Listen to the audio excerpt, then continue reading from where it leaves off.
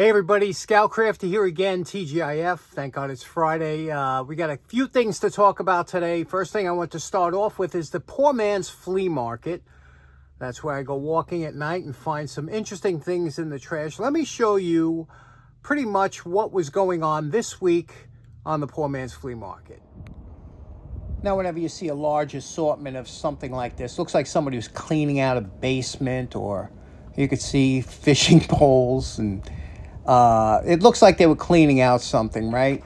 Maybe the backyard or garage. This looks like furniture. But these boxes here have become quite collectible, especially if you varnish them up. They had the galvanized edges. You could see here the writing on the side. I always like these old wooden crates. They're very nice. Later on, I always come across luggage. I can't tell you how many times I see beautiful pieces of luggage look like they were used one time. It amazes me. Vintage, new, all different types. People just do not hang on to luggage here. And then lastly, I saw this. Look at this. This is an old Hoover broiler. This is probably from the 70s or maybe before. This was heavy-duty metal, but here's what the gem. Look inside here. Not only does it have the mounting brackets, but look, it has the original cord, which will come in handy if you know what I mean. Look at that. Okay, what we have here is a vintage Leviton appliance cord. This has the two round holes here, and I could use this for my Electrolux vacuum. Nice molded plug at the end, and I could use that, like I said, just to demonstrate it. If I wanted to, I could put even a longer cord on here, because you could take this apart and put a vacuum cord, but this is just great for testing out appliances. So that's a really good find, believe it or not. Okay, next up, you know how I like my lamps and lighting. I saw this, I said, oh, look at this, a cord that has fabric covering, which is nice, with a inline switch. Beautiful, right? So I was about to cut the cord, and then I said, I looked at this is some kind of desk lamp. I looked at the inside here, and you could see it's a porcelain socket, which are hard to find. I said, boy, that's a nice socket. So I said, let me grab, but then I was saying, to try and do this on your walk, to take it apart, is I said, I'm better off just bringing this home to take it apart. But then as I was looking at it, I was like, this is the most unusual lamp I've ever seen. First of all, it's a little bit loose here, and there's only two screws in the bottom here. Let me show you. Here on the bottom of this, there's just a bar and two screws that hold this on, and that needs to be tightened up. So let me tighten it up. You know, this is felt. But anyway, so let's tighten these up and see how this lamp works, or if it does. Okay, so there we go. We waxed the top here, cleaned everything up. Now, put in a LED bulb. Works fine. I just don't understand how this lamp is supposed to work. Is it supposed to be like a desk lamp like this, which makes no sense, because then this thing is kind of over, you know, where you would be working, this big bar. Or is it supposed to be in this configuration where this hood lifts up like this? You see, it can lift all the way up like that. And maybe this is put flat somewhere against the wall or something. There's no way to mount it. What do you think? Have you ever seen a lamp like this before? Very unusual, but the price was right. Okay, next up, I was at the Long Island Tool Meet last week, and I came back to my car, and this was in the car. Okay, now I did not buy this, and I'm looking at it and I'm saying, how did this get in my car? So somebody put it in my car, and the only people I could say, I said, you know, and I asked around, and nobody knows, but this masking tape with the price, this is, I looked at the back of the video, and I see that Roger and Mike, you know, Roger and Mike, we all love Roger and Mike. This is their type, the prices they put on their goods. So maybe they slipped it in my vehicle. I don't know. But what this is, let me show you what it is. It's a Lenk, see, Lenk manufacturing company. And this was a gasoline blowtorch, or torch, not a blowtorch. And what you would do is you pour gasoline in here, you fill it with gas, and then this would, the heating of the gas would vaporize it, and it would be like a little blowtorch. The problem is, and I do a lot of blowtorches down here, all different types. You can see I have some over here waiting. Look at this. Look at that.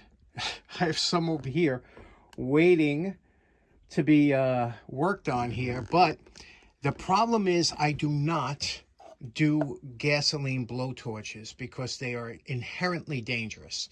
Gasoline is very volatile, as you know. I'll work with alcohol, I'll work with kerosene, no problem. Gasoline, oh, I've seen, there's been so many fires, so many, because it's combustionable, it's very volatile. So I will not use a gasoline torch. So for me, this is a show, you know, something that to look at or whatever, or if you want to light it in the backyard and just let it run for a second or two. But other than that, you know, they used to use these in the homes and it burnt down a lot of homes. But anyway, I said, you know, I still love this. I love these torches. So what do you say we repurpose it, what we like to do down here? And this used to be a brass, but I think it was coated with some type of a paint, actually. I think it's a paint, but there's brass underneath it. And if we can get down to the brass, take it apart, and repurpose it, what do you think? Now, if you'd like to see this torch in operation, a good friend of the show, Gunter's Garage, he did a great video on this about 3 years ago, and I'll put a link in the description. You can check it out. Okay, first thing we're going to do is we're going to open up the back here. This is a drain plug here, and it has a little gasket on it. And if you smell it, can you smell that? You know what it smells like? Varnish.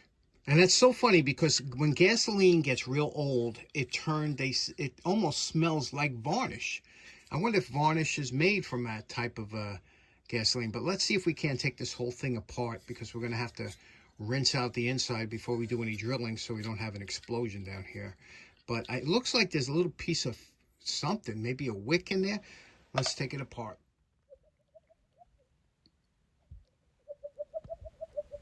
Okay, here it is all apart, and you can see here, this is interesting. This is a wick, and it's got a little piece of brass wire wrapped around the bottom of this wick, and this wick gets pushed into the tank, I guess, so that it'll absorb fuel all the way to the bottom. It wicks it up, and that's how this works. Now, you pull this out like this, and that's how that's all it is. It's just an old, like a rope wick. This is the top assembly here. I thought this screws off, but I don't know. And it's funny because usually I like to put a little heat on something, but you can't do it because this thing's filled with, or was, you know, had some residual gas in it. I got to get all this out of here because I don't trust gas around in the house or whatever. And we'll clean it up. Okay, everything, I rinsed out the tank. No more gas in there. Cleaned everything up. Got rid of this gas. Now, you know, it's very interesting when gasoline gets old and they talk about varnish. It really does turn into almost like a glue that you can't even wipe that. Even fresh gas won't dissolve this. That's why carburetors, when they get to that point, they have to be taken apart and rebuilt, because when that turns to that varnish that's on here, see that that's like that varnish there, you can't pick that off or nothing. That's on there. So it's very difficult to deal with old gas or something like that. Even the top here, you can see this was burnt and stuff, so there's nothing you could do to save this paint. So I'll have to take everything to the wire brush and get rid of the residual coatings.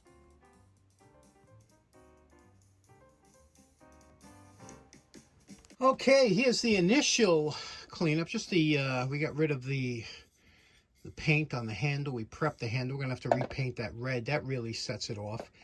And we took all the varnish off and everything, cleaned up the plug. Everything's good. And you know, now, like I said, repurposing it is what I'd like to do, because this is just the rough going over. This is a fiber wheel after a wire brush. Unfortunately, we have to lose that water slide decal, but I think they do make reproductions. I'd like to get one of those Lenk reproduction decals, but you can see how nice that comes out, right? Brass is always nice. And now we got to figure out how we want to repurpose this. Okay, now I don't know what type of coating they put on it. Shellac, varnish, lacquer, who knows back then. They just did it to protect the brass so that it wouldn't tar, but it might have even been a brass colored paint. But we took all that off with the wire brush. After the wire brush, we went by with the fiber wheel. That leaves this kind of satiny finish, which is okay, but you can see there's a little bit of imperfections and stuff. And brass is always nice if you could polish it up a little bit. So we're going to take it now to the buffer. With the buffer, there's special compounds you could use for brass, but because there's some scratches on here, I'm actually using the same ebony compound, which is a coarse black compound. I'm using that, and you can see when you do that, it's going to clog up your wheel. It just because that's the nature of the beast. If you use aluminum or brass or any soft metal, it clogs up the wheel with it. So every so often you have to clean your wheel, and we do that with the back of the saw. But now what we're going to do, I'm going to show you the difference. There's the coarse, right? And I'm going to show you the difference here.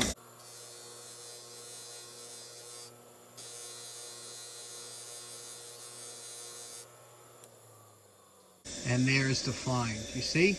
Coarse, fine. And it'll make a big difference when you see it, but we're going to finish the whole thing and do that.